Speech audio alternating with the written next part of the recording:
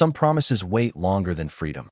The prison gate slid open with a slow metallic groan that echoed across the quiet parking lot. And for the first time in 5 years, Nia Brooks stepped into the morning sunlight without anyone telling her where to stand or when to move. The July air felt warmer than she remembered, carrying the scent of fresh-cut grass and hot pavement after an early drizzle. She paused just beyond the painted yellow line, clutching the small canvas bag that held everything she owned now.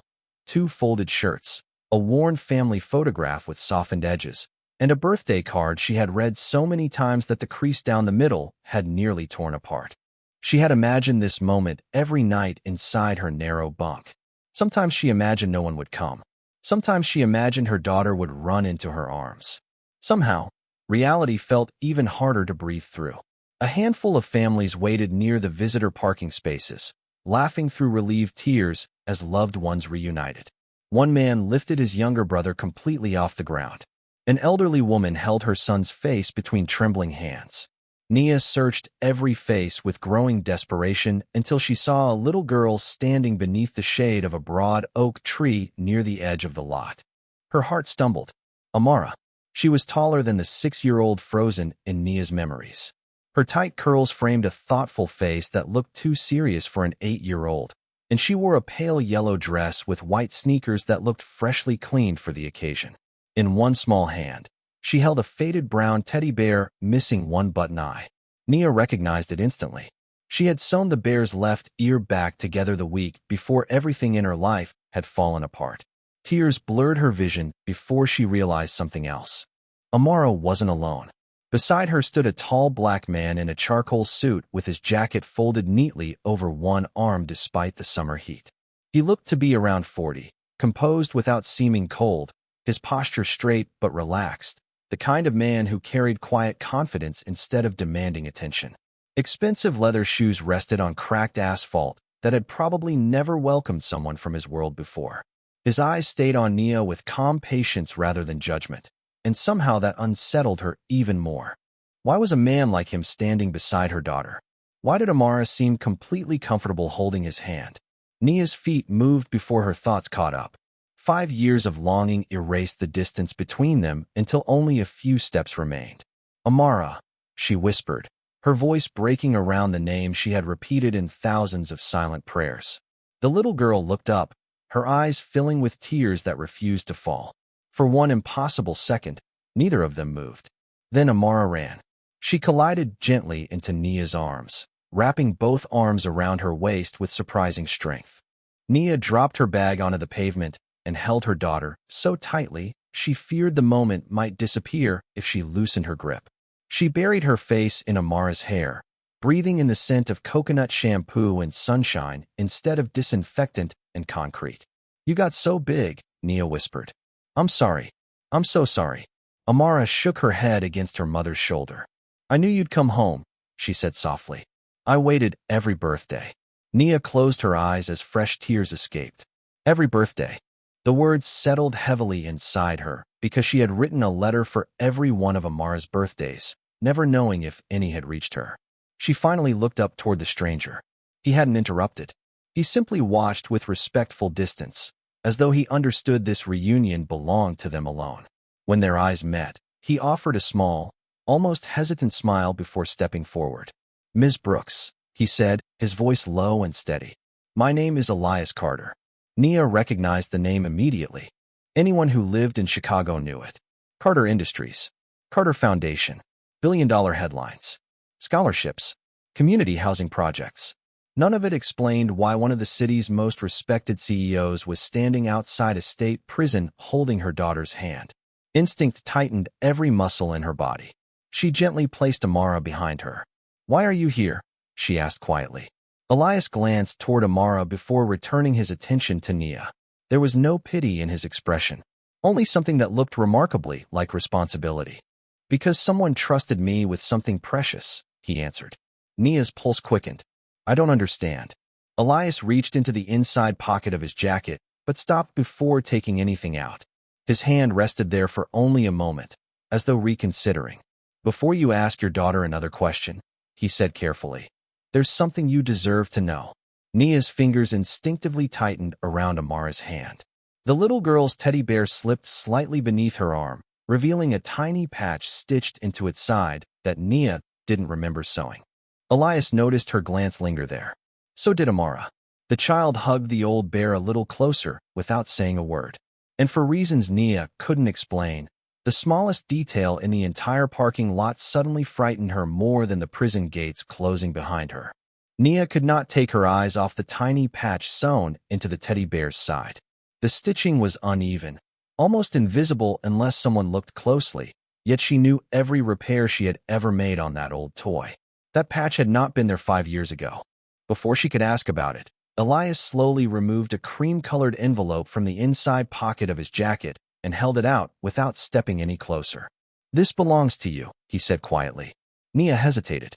Her instincts, sharpened by years of disappointment, warned her not to trust easy answers. Still holding Amara's hand, she accepted the envelope. Her name was written across the front in neat handwriting she had never seen before. Inside rested a single folded letter and a small silver key attached to a plain leather tag with the number 27 engraved into it. Nia unfolded the letter with trembling fingers. It contained only one sentence. "When she reads every letter you wrote, bring her to apartment 27. The signature beneath it made no sense. Evelyn Carter. Nia looked up in confusion. "Who is Evelyn Carter?" she asked. Elias lowered his eyes for a brief moment before answering. "My mother." Silence settled between them except for the distant sound of traffic rolling past the highway beyond the prison grounds. Nia searched his face for some sign that this was a misunderstanding, but there was only quiet sincerity. "I do not know your mother," she said. "No," Elias replied gently, "but she knew yours."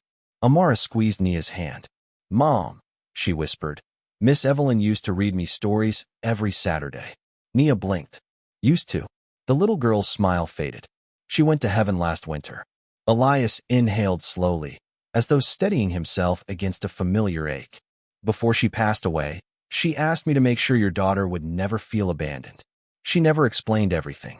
She only told me that one day you would come home, and when that day arrived, I had to give you the letter exactly as she left it." Nia stared at the envelope again.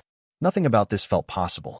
During 5 years behind bars, every memory of the outside world had slowly faded into fragments, yet she had never heard the name Evelyn Carter. "Why would she care about us?" she asked. Elias looked toward the bright summer sky before answering. "That is the same question I asked her." His voice softened. "She smiled and told me that kindness always returns, even if it takes decades." Nia felt another wave of confusion. Before she could press further, Amara tugged gently at her sleeve. "Mom, can we go home?" The word struck harder than anything else that morning. Home. Nia did not have one. She looked down at her daughter, forcing a smile she did not entirely feel. "Where have you been living, sweetheart?" Amara glanced toward Elias before answering. "With Miss Clara at first, then with Mr. Elias after Miss Evelyn got sick." Nia's eyes widened. "You have been living with him?" Elias nodded. "Temporarily. The family court approved emergency guardianship after your previous caregiver became seriously ill. I did not want Amara entering the foster system while the paperwork was being resolved." Nia instinctively wrapped an arm around her daughter. 5 years had taught her how easily important decisions could be made without her. She hated the helplessness that rose inside her. Yet when she looked at Amara, she saw clean clothes, healthy cheeks, and eyes that still carried warmth instead of fear. Whoever Elias Carter was, he had kept her little girl safe. That truth was impossible to ignore. A black sport utility vehicle waited quietly beneath the oak tree. Elias picked up Nia's canvas bag before she could protest. "There is a hotel reservation under your name," he said. "Only for 1 week. No obligations. No conditions. After that, every decision belongs to you." Nia frowned. "People do not help strangers like this." Elias met her gaze without hesitation. "You are right." He opened the rear passenger door for Amara. "That is why I am hoping you will eventually let me explain why my mother believed your family was never meant to be strangers." As Amara climbed into the vehicle, the old teddy bear slipped from her lap onto the seat. Nia instinctively picked it up and felt something unexpectedly firm hidden beneath the stuffing near the new patch. It was not part of the original toy. She gently pressed the fabric again. There was definitely something concealed inside. She looked toward Elias, who seemed completely unaware of what she had just discovered. Nia quietly handed the bear back to Amara without saying a word, but for the first time since walking through the prison gates, one thought refused to leave her mind. Whatever truth had stolen 5 years of her life had not been buried after all.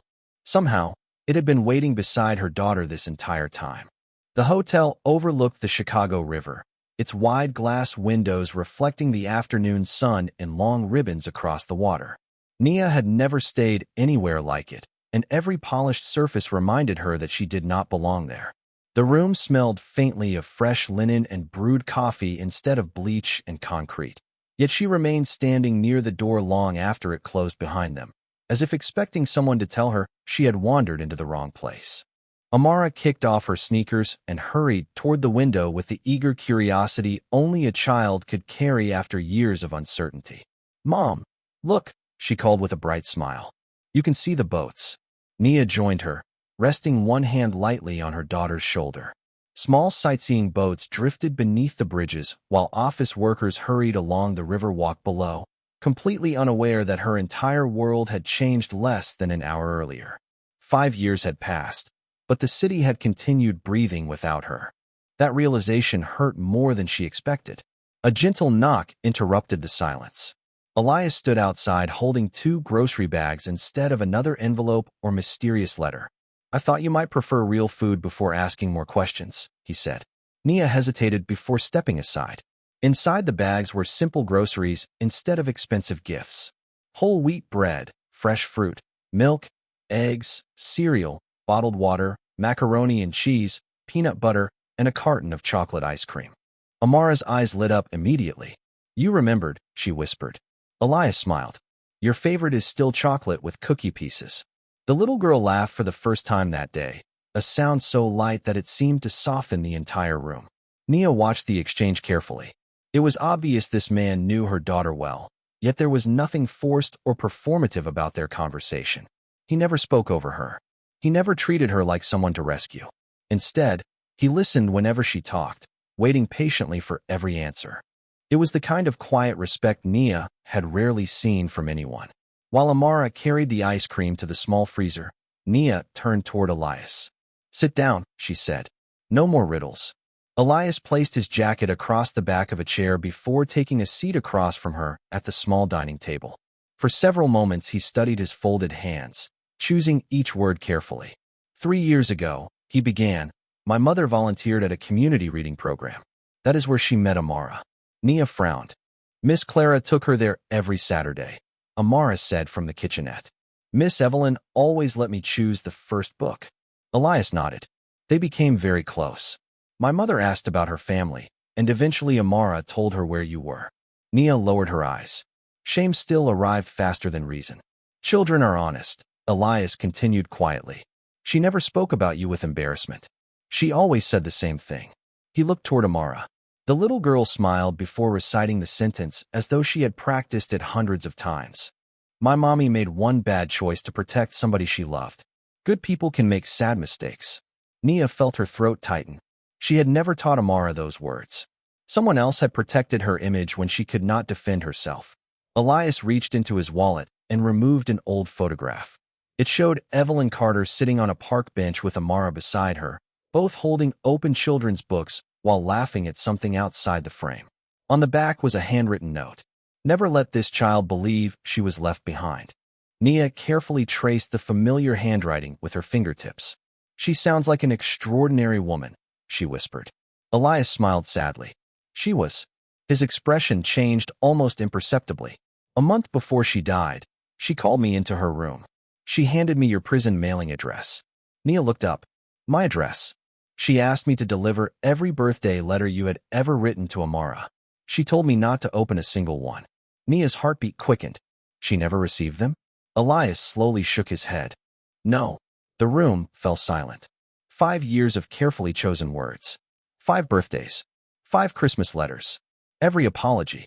Every bedtime story she had rewritten from memory. None of them had reached her daughter. Nia stared blankly at the table as the truth settled over her like winter snow. "Who stopped them?" she asked almost inaudibly. Elias answered with complete honesty. I do not know. Amara disappeared into the bedroom for a moment before returning with a small decorated shoebox. She placed it gently on the table in front of her mother.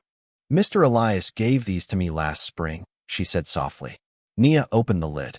Inside rested dozens of unopened envelopes, each one bearing her handwriting, each one marked with a different birthday or holiday over the past 5 years. Her hands began trembling so violently that she could barely lift the first letter. Across the room, unnoticed by both adults, the old teddy bear slipped from the edge of the sofa onto the carpet.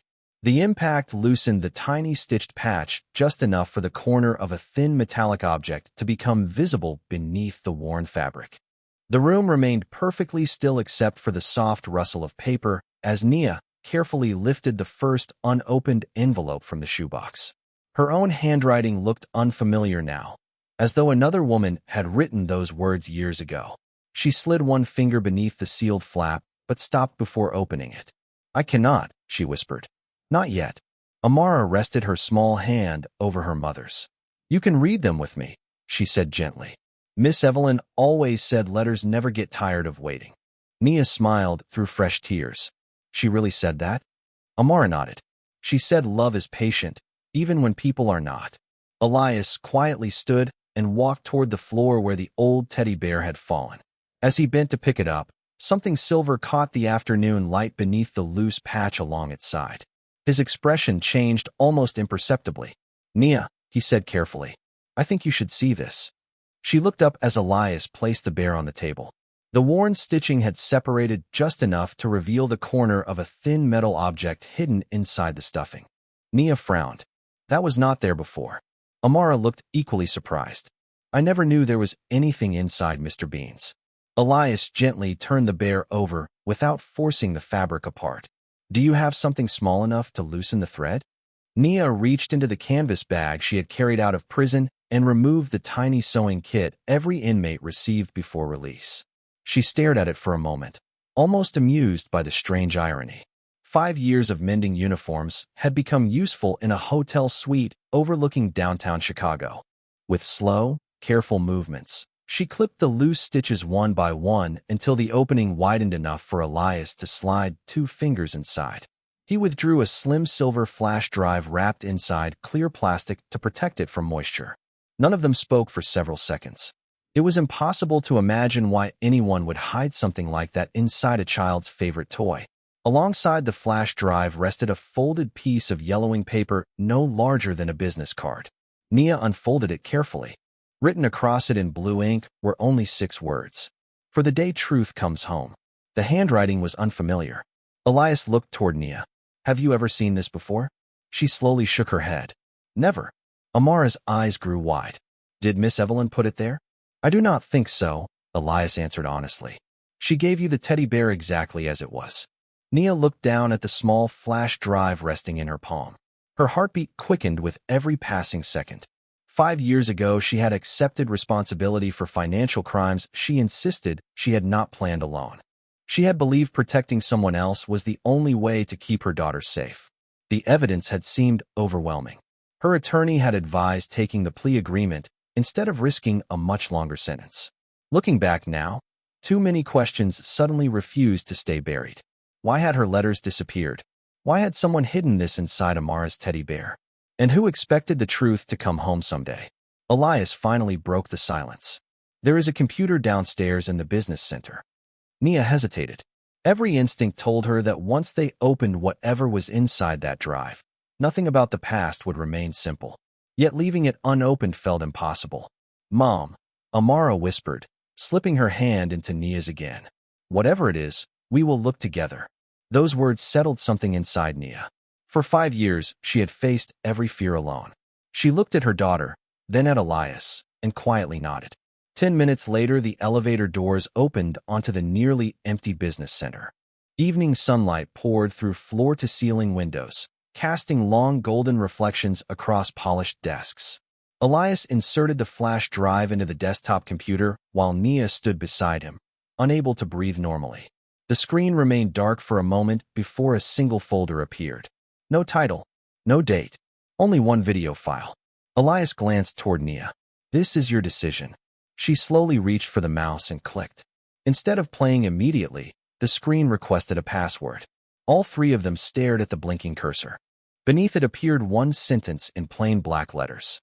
She already knows the answer. Nia frowned in confusion. Who knows? She murmured. Before anyone could respond, Amara quietly stepped closer to the monitor. She looked at the sentence for several long seconds, then whispered almost to herself, Miss Evelyn always told me never to forget my favorite bedtime words. Her small fingers moved across the keyboard before either adult could stop her. She typed 6 simple letters, then pressed enter. The loading circle began to spin.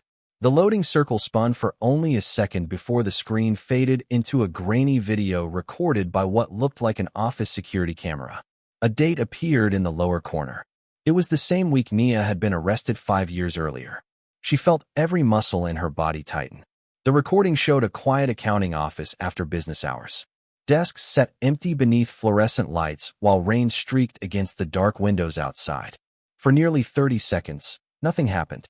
Then a man walked into view carrying a slim document case. Nia leaned closer. Her breath caught. Marcus Hale, she whispered. Elias looked toward her. You know him? Nia nodded slowly, never taking her eyes off the screen. He owned the company where I worked.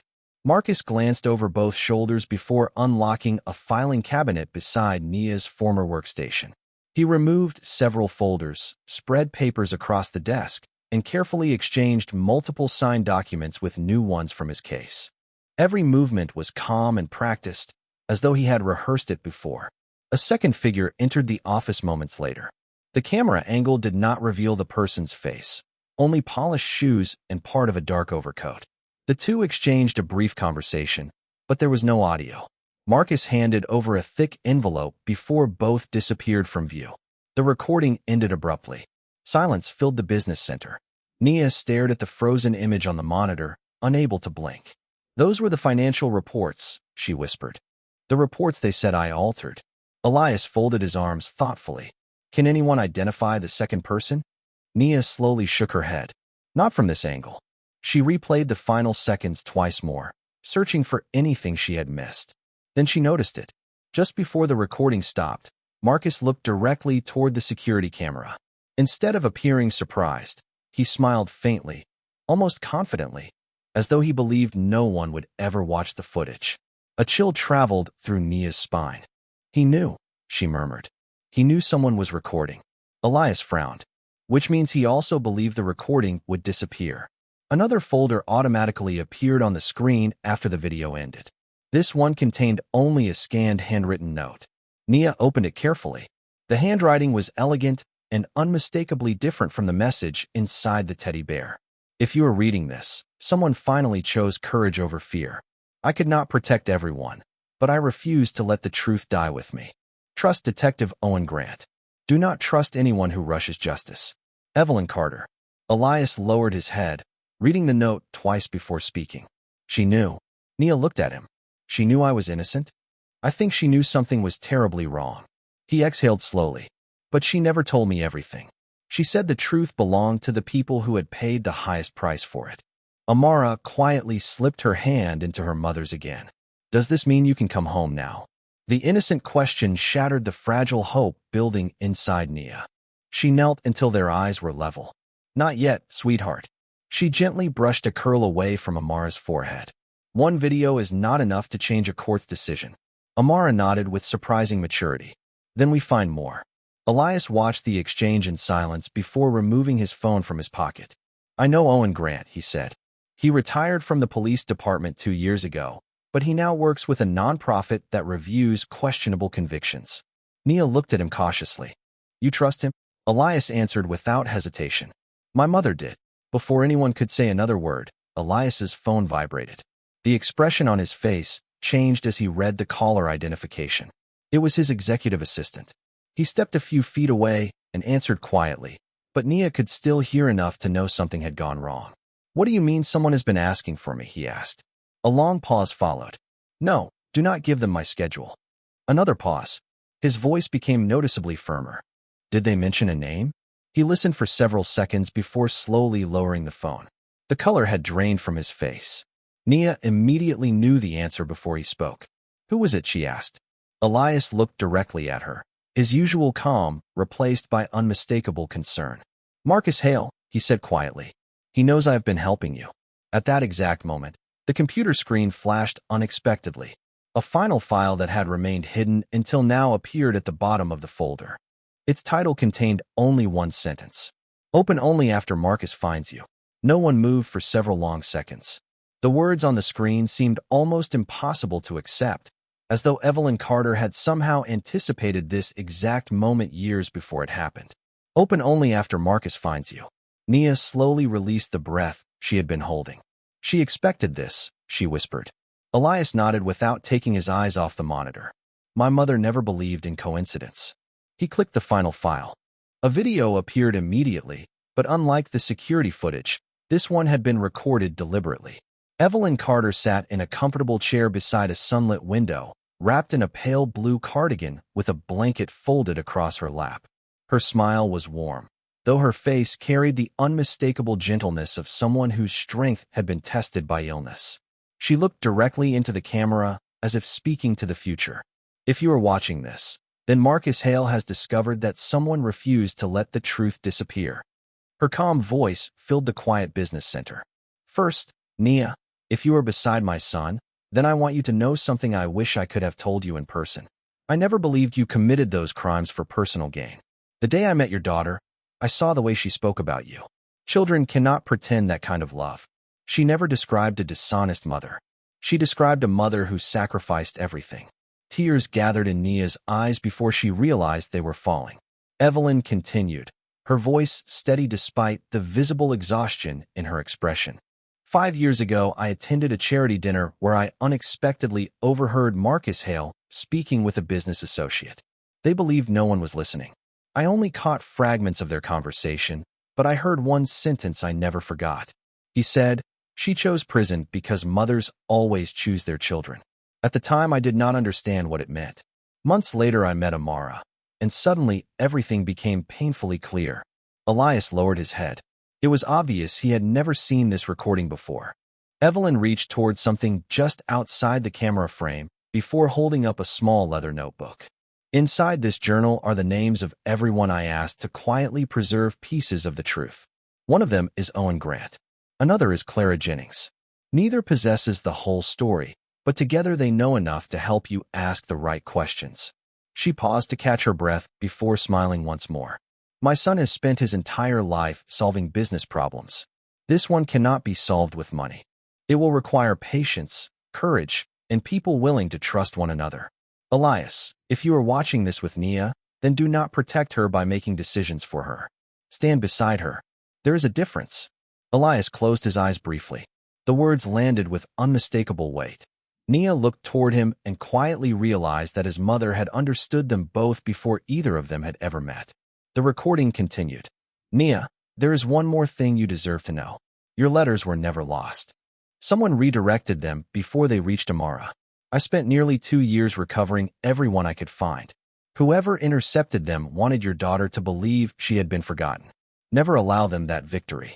The screen faded to black before a final handwritten message appeared. Trust the truth, not the timing. Silence settled over the room once again. Amara gently leaned against her mother's shoulder. She believed in you, the little girl whispered. Nia wrapped an arm around her daughter, but could not find the words to answer. For the first time in years, someone outside her own heart had believed she was worth fighting for. Elias removed the flash drive from the computer with careful hands. We need to speak with Owen Grant today, he said. If we wait, whoever has been watching Marcus may also be watching us. Nia nodded. Every instinct told her the path ahead would be harder than the prison years she had survived. Freedom had been only the beginning. As they stepped out of the business center into the hotel hallway, Elias's phone vibrated again. This time it was not his assistant. The screen displayed an unknown number. He answered cautiously. A quiet voice spoke only one sentence before disconnecting. Tell Nia she has 30 days before the court reviews Amara's permanent guardianship. Elias slowly lowered the phone. His expression hardened as he looked toward Nia. Someone wants you to know exactly how little time you have. Nia looked down at her daughter, whose fingers still held the old teddy bear close against her chest. 30 days. It was the first real deadline she had faced since walking out of prison, and she suddenly understood that if she could not clear her name before that clock ran out, she might lose the chance to build a life with Amara all over again. Rain began falling just as they stepped outside the hotel, turning the sidewalks into mirrors that reflected the glowing city lights. Elias held the umbrella over Nia and Amara without saying a word, walking slightly behind them so the child would stay dry. It was a small gesture, almost invisible, yet Nia noticed it immediately. During the past 5 years, she had learned that kindness usually announced itself loudly when it expected something in return. Elias never did. 20 minutes later, they arrived at a modest brick building tucked between a neighborhood bookstore and a family-owned bakery. A simple brass plaque beside the entrance read, "Grant Justice Initiative." The office looked nothing like the polished law firms Nia had imagined. Children's drawings covered one hallway. Shelves overflowed with worn legal books, cardboard file boxes, and framed newspaper articles about overturned convictions. An elderly receptionist smiled warmly as Amara walked in holding her teddy bear. "You must be the little girl Mr. Grant has be." The drive back to the hotel passed in near silence. Rain tapped softly against the windows while Chicago's evening lights blurred into streaks of gold and white. Amara had fallen asleep with the old teddy bear resting against her chest, completely unaware of the storm gathering around the adults who loved her. Nia watched her daughter in the rearview mirror and quietly made a decision she hoped she would never have to keep. If protecting Amara meant walking away from Elias and the investigation, she would do it without hesitation. The next morning, sunlight spilled across the hotel room, but peace lasted only a few minutes. Elias received another message from his assistant. The emergency board meeting had ended late the previous night. Several directors questioned whether his personal involvement with Nia could damage the company's reputation. Others demanded he distance himself immediately until the media attention faded. Elias placed the phone face down without responding. Nia watched him carefully. "You should listen to them," she said softly. "Your company employs thousands of people. They should not suffer because of me." Elias looked at her with calm determination. "If I abandon someone because helping them becomes inconvenient, then I am no longer the man my mother raised." Before Nia could answer, someone knocked gently on the hotel door. Owen Grant entered carrying a slim manila envelope. His expression was more hopeful than it had been the previous afternoon. "I spent half the night following one of Evelyn's notes," he said. "It led me to Clara Jennings." Amara immediately smiled. "Miss Clara." Grant returned the smile before turning serious again. She remembered something she never thought mattered. He removed a folded receipt from the envelope. It was dated 5 years earlier, just 3 days before Nia's arrest. Attached to it was a visitor log from the county jail. Nia frowned. "I have never seen this." Grant nodded. "Because it was never included in your case file." He pointed to a handwritten name on the visitor log. "Vanessa Hale." Nia stared at the signature in disbelief. Marcus Hale's wife had requested permission to visit her while she was being held before sentencing. "She never came," Nia whispered. "No one told me anyone asked to see me." Grant looked toward Elias. Clara remembered Evelyn questioning why the request had been canceled at the last minute. She thought it was strange enough to write it down in her personal journal. Elias carefully examined the document. If Vanessa wanted to speak with Nia before the trial, then she may have known something important. Grant nodded. "That is exactly what I was thinking." As if the timing itself had been waiting for them, Elias's phone rang again. This time the caller identification displayed an unfamiliar local number. He answered cautiously. A woman's quiet voice spoke through the speaker. "My name is Vanessa Hale. I believe you are looking for me." Every conversation in the room stopped instantly. Elias remained silent, allowing her to continue. "I saw the news this morning. Marcus thinks he buried the past, but I cannot carry it anymore." Her breathing sounded uneven, as though every word required courage. 5 years ago, I tried to warn Nia. I requested a jail visit because I wanted to tell her she had been manipulated into taking responsibility for something much larger than she realized. The visit was canceled before I arrived. Nia stepped closer to the phone. "Why now?" she asked quietly. Another long silence followed. "Because I found something after my husband moved out of our home last month," Vanessa answered. "A locked storage box that should have been destroyed years ago." Grant exchanged a quick glance with Elias. "What is inside?" Elias asked. "Original accounting records," Vanessa replied. Personal notes, copies of emails, documents that were never altered. Nia felt her knees weaken. If the documents were genuine, they could prove that the financial records shown during her case had been changed before investigators ever examined them. Vanessa continued speaking before anyone interrupted. I am willing to hand everything over, but not at my house. Marcus watches everyone connected to him. She gave them an address for a small church community center on the south side of the city. Come alone, she whispered. Bring Owen Grant. Trust no one else. The call ended. Grant slowly folded the visitor log back into its envelope. If she is telling the truth, he said, this may be the missing piece we have been searching for. Nia looked toward Amara, who was quietly coloring beside the window with a box of crayons Elias had bought the previous afternoon. She remembered Evelyn's words from the recording. Trust the truth, not the timing. For the first time since leaving prison, hope no longer felt like a distant dream. It felt frighteningly close, which somehow made losing it seem even more terrifying.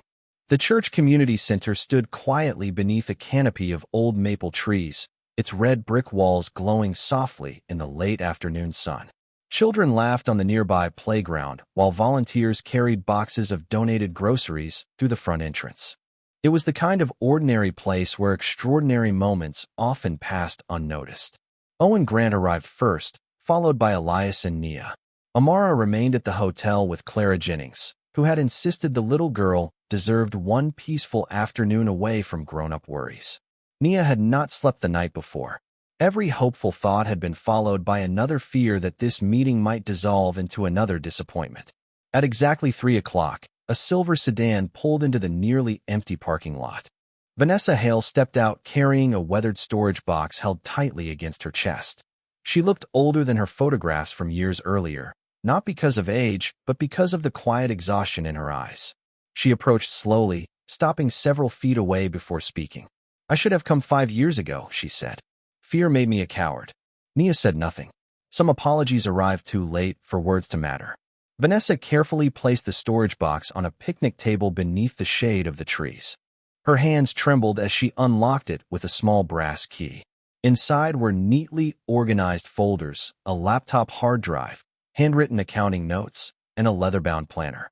Grant immediately recognized the company letterhead on several original financial reports. He compared them with copies from Nia's case file, turning pages carefully before looking up in disbelief. These numbers are different, he said quietly. The original records balance perfectly. The altered reports presented during the investigation do not. Vanessa nodded.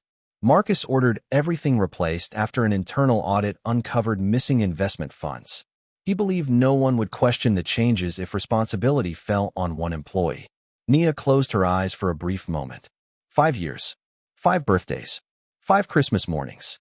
5 years watching her daughter grow through imagination instead of memory. All because of papers resting inside an ordinary cardboard box. Grant connected the hard drive to his laptop while Elias carefully organized the remaining documents. Within minutes, archived emails appeared on the screen. Several messages showed instructions to modify financial records after specific transactions. None of them had been sent by Nia. More importantly, one email contained Marcus Hale's direct authorization, complete with digital verification matching company archives. Grant leaned back slowly, removing his glasses. This is enough, he said. Combined with the security footage, Evelyn's notes, and Daniel Mercer's message, this establishes a clear pattern of evidence that was never presented. Vanessa lowered her eyes. I cannot erase what happened, but I can finally tell the truth under oath. 2 weeks later, the courtroom felt remarkably different from the one Nia remembered. She no longer stood alone. Owen Grant presented the recovered evidence. Vanessa testified calmly and truthfully. The original accounting records were authenticated by independent forensic accountants. Daniel Mercer's archived files confirmed the digital alterations. Even the forgotten visitor request from 5 years earlier helped establish that information had been withheld before the original proceedings concluded.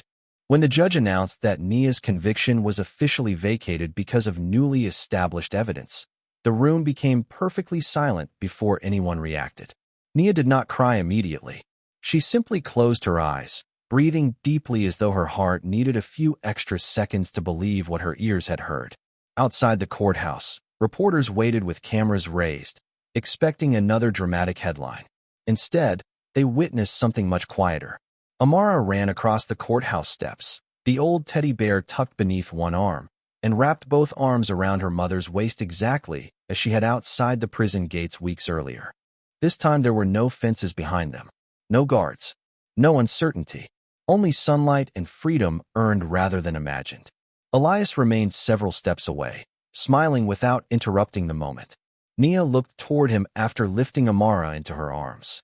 "Your mother kept a promise she never got to finish," she said softly. Elias smiled. "She would tell us that people finish one another's promises all the time." 1 year later, apartment 27 had become something entirely different. The modest building now housed a nonprofit center helping parents rebuild their lives after incarceration, offering career training, legal guidance, and family counseling. A framed photograph of Evelyn Carter hung near the entrance beside another of Clara Jennings and Owen Grant. Children filled the reading room every Saturday morning, while volunteers shared books just as Evelyn once had. Nia often stood quietly near the doorway watching families create ordinary memories they had once feared losing forever. One afternoon, Amara looked up from her favorite chair, hugging the same worn teddy bear that had carried the first hidden piece of truth. "Mom," she asked with a bright smile, "do you think letters really get tired of waiting?" Nia smiled, remembering the words that had carried her through impossible years. She gently shook her head. "No, sweetheart. Real love never does." Outside the window, the afternoon sun settled gently across the city, and for the first time in a very long time, home no longer felt like a place Nia hoped to find someday. It was exactly where she was,